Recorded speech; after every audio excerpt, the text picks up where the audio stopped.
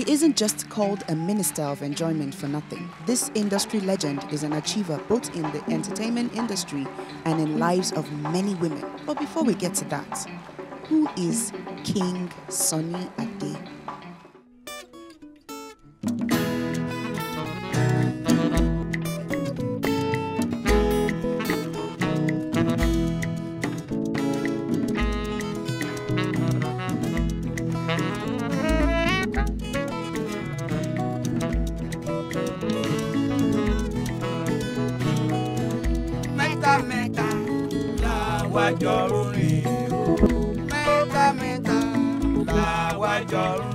He was born Sunday Adeniji in 1946 to a royal family in Ondo State, thus making him an Omoba of the Yoruba people. Then he got the stage name which stuck with him. He was known as KSA, meaning King Sunny Ade.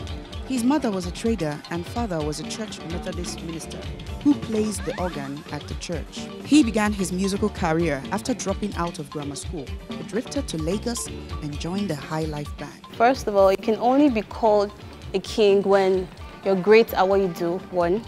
Two, when people have respect for you for what you do. And being called a king is definitely something that befits who he is. Being a legend, being a father figure, being the juju master. So I think definitely the name king or the title king has really influenced his music. He does it with class. He does it with, yeah, I'm the boss, so yeah. King Sunny Ade as a person, I think, is a very energetic man, full of life.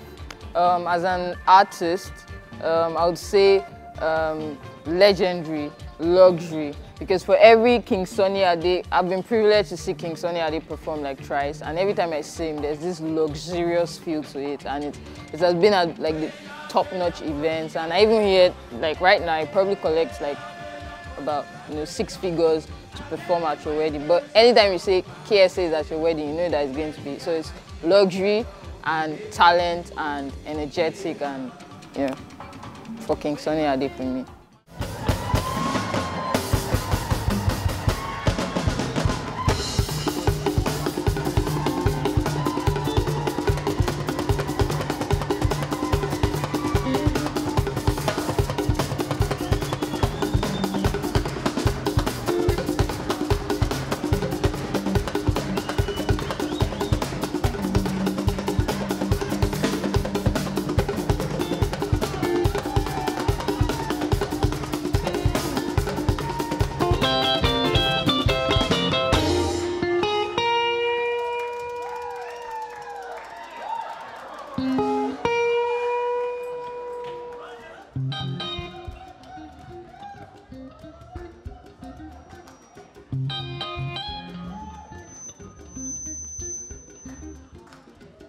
As a person, from what I've heard, because I've not met him in person, I think he's someone with a large heart. He is someone that likes to help other people.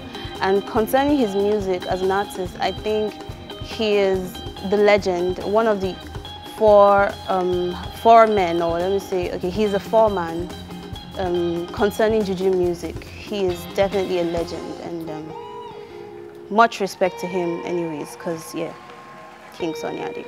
Inspired by the music of late I.K. Dairo, he joined the Rhythm Dandies, led by Moses Olaiya, popularly known later as Baba Salah, Nigeria's preeminent funny man and a prolific filmmaker.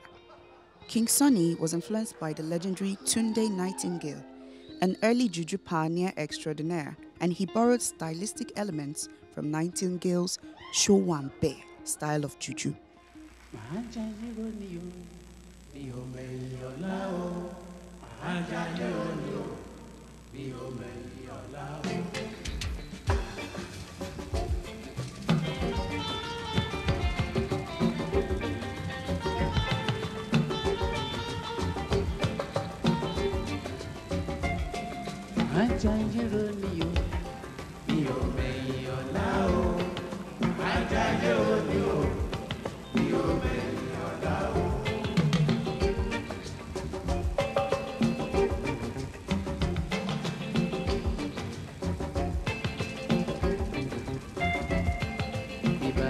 kódà tó dá tiẹ̀ sórí ewé.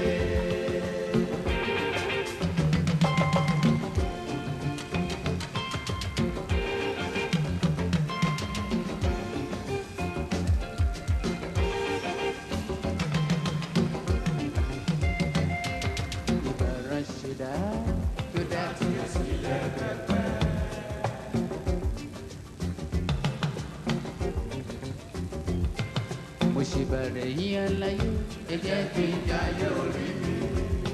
Màá jayé lórí o, mi ò mẹ̀yìn ọ̀la o. Màá jayé lórí o, mi ò mẹ̀yìn ọ̀la o.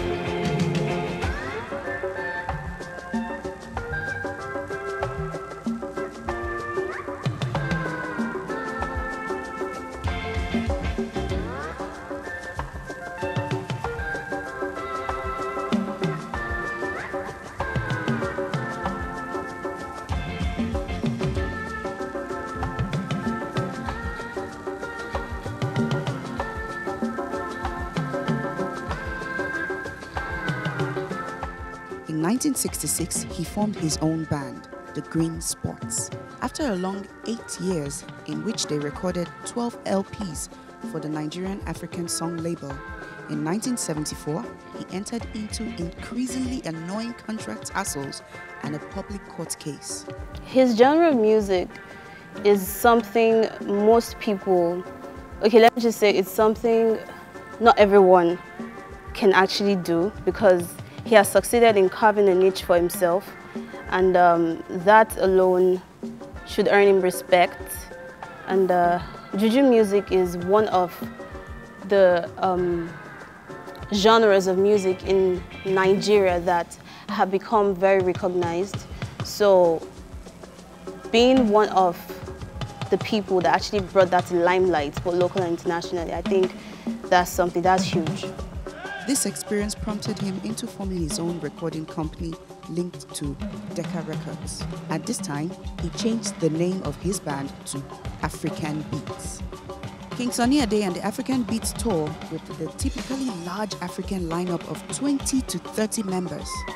They play a spacey, jamming sort of juju, characterized by tight vocal harmonies, intricate guitar work that would easily put him in the same class as guitar musicians like Santana, backed by traditional talking drums, percussion instruments, and even adding the unusual pedal steel guitar and accordion.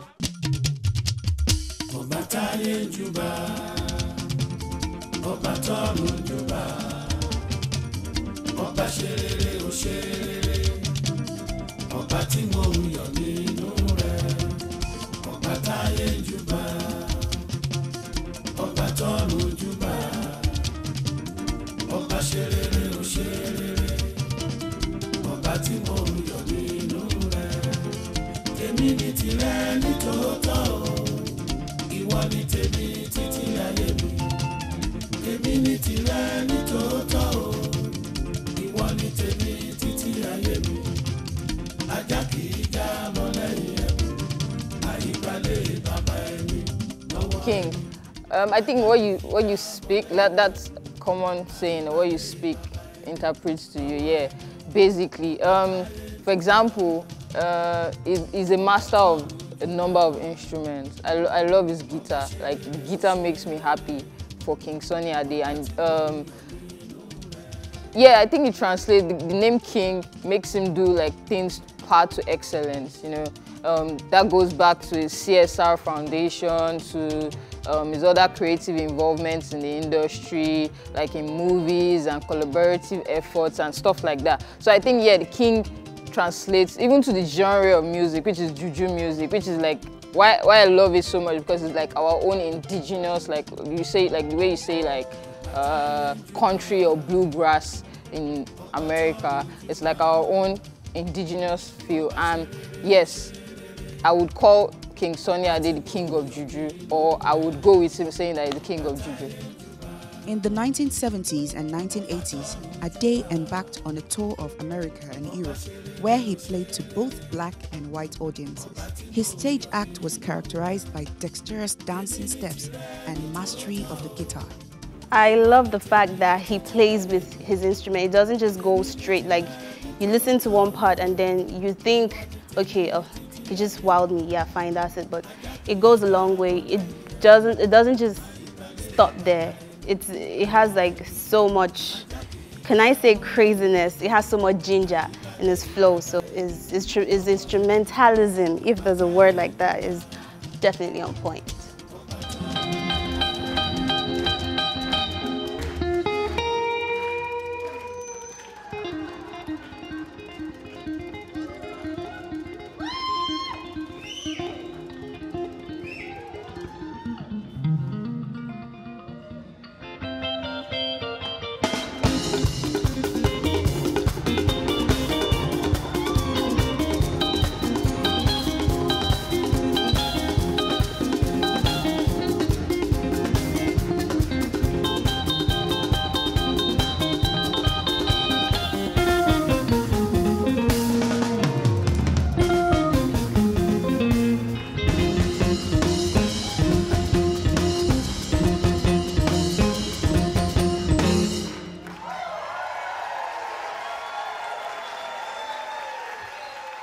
Trey Anastasio, American guitarist, composer, and one of his devout followers, once said, "If you come to see King Sunny Ade live, you must be prepared to groove all night." After more than a decade of resounding success in Africa, Ade was received to great acclaim in Europe and North America in 1982. Ade was described by the New York Times as one of the world's greatest band leaders, and in Trouser Press as one of the most captivating and important musical artists anywhere in the world. Juju is groove. Like, to me, anytime I hear Juju music, it's like groovy music. Like, you won't go to any Yoruba party then, or then the happening funky party, and you don't see people moving their legs, and you know, and that was what Juju stood for, rather. It's like your modern Bobby Shmurda kind of music that makes you very happy in the club and stuff. And after the death of reggae legend Bob Marley, Island Records began looking for another third world artist to put on its contract, while Fela Kuti had just been signed by Arista Records. Producer Martin Missionnaire introduced King Sunny Ade to Chris Blackwell, leading to the release of Juju Music in 1982. Ade gained a wide following with this album and was soon billed as the African Bob Marley. Now, I don't think anybody's really doing Juju now, because Juju involves a lot of local instruments, the guitar especially, but in a more because one of the many guitars that King Sunny Ade was using then was the Hawaiian guitar, and it used to make all those down sound. I'm like, pick something in your head and makes you just like, My favorite King Sunny Ade song was Appreciation, and when it comes on now, I don't think anybody's doing Juju right now with the young acts, and it's quite saddening. So you guys go and do Juju, please. Sunny has collaborated with major artists such as Manu Dibango, Waka Africa, and Stevie Wonder. Sunny Ade's brief recording with Island Records opened the floodgates for other world music artists like Senegalese Youssou N'Dour, Mali's Salif Keita, and many others.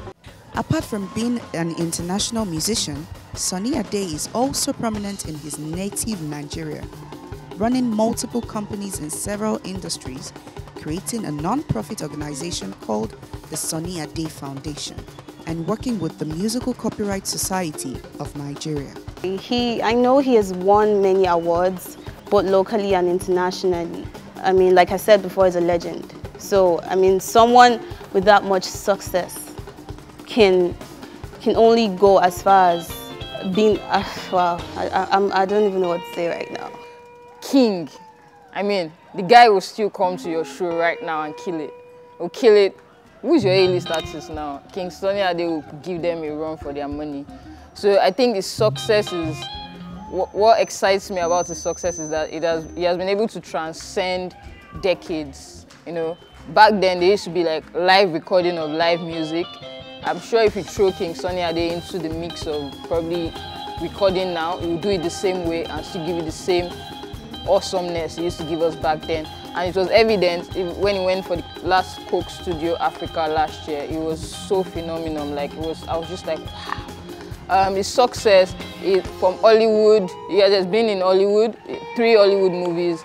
I think that's worthy of note. Signed to very notable record labels, international record labels, and I think his success is eminent. And I think for an artist, that should be fulfilling. Probably not enough, but fulfilling, you know. And I think he has created a legacy for himself, so I think he should be very proud of that.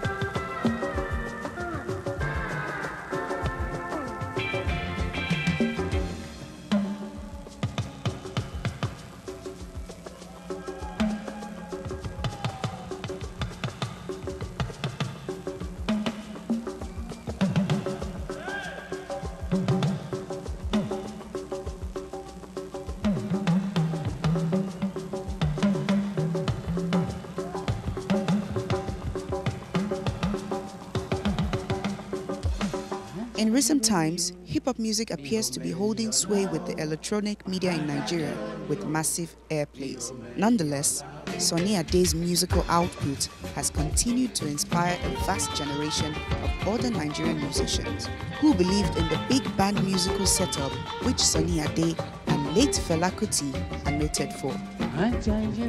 In 2008, his contributions to the world music was recognized as he was given an award for his outstanding contribution to the world music at the Reggae and World Music Award held at the Apollo Theater in Harlem, New York. At the beginning of another round of tour of the United States and Canada, Sunny Ade, now known as the chairman in his home country, was appointed a visiting professor of music at the Obafemi Awolowo University, Ile-Ife. I think one thing I've learned from him, his ginger, kind of the way he puts his music, the way he delivers it, that is definitely a source of inspiration to me. His energy, most definitely, so yeah.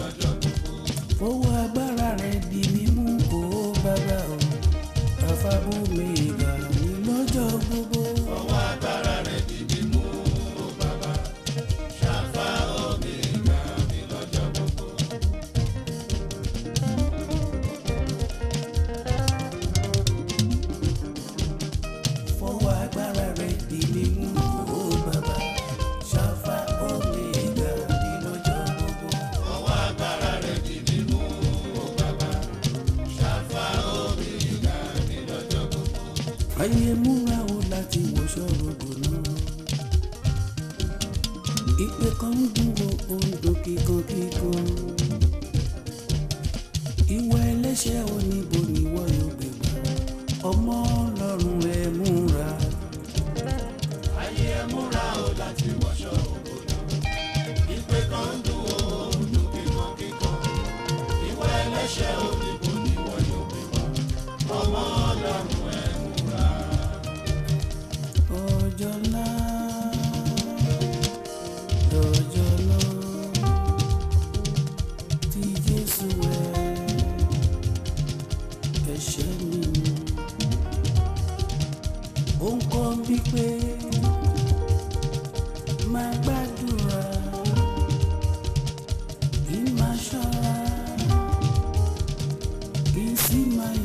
In July the same year, King Sunny Ade was inducted into the Afropop Hall of Fame at the Brooklyn African Festival in the United States. He dedicated the award to the recently deceased Michael Jackson. Late last year, the internet went buzzing for days after pictures surfaced online of the maestro's 7 wives. Just like the wives of the Alaafin of Oyo, King Sunny Ade's wives are usually clad in the same attire to show unity. And he's an Ondo man, and Ondo men, yeah, I'm from Ondo State, and I know the way our men can be. Not like I'm supporting, you know, but if he's I think he's a Muslim, I'm not too sure. But if he's a Muslim, his religion allows it, but I won't give him an excuse for that. But I always have a theory that the most creative people have to have like a very bad flaw. Maybe that was his flaw, you know. Solomon had it. But with Oyeka Owen, I think it's just because they did that collaborative duet album kind of thing. But it's funny people will say that they were together because they sang this song that says "Wait for me" kind of thing. So I don't understand why they will say they're like together and stuff. But you know, everybody has their own. We would excuse him. He makes good music. I would excuse any artist so far degree, you know. Like the way we excuse Chris Brown. Let's excuse King. Let's excuse the King. He can take care of them, so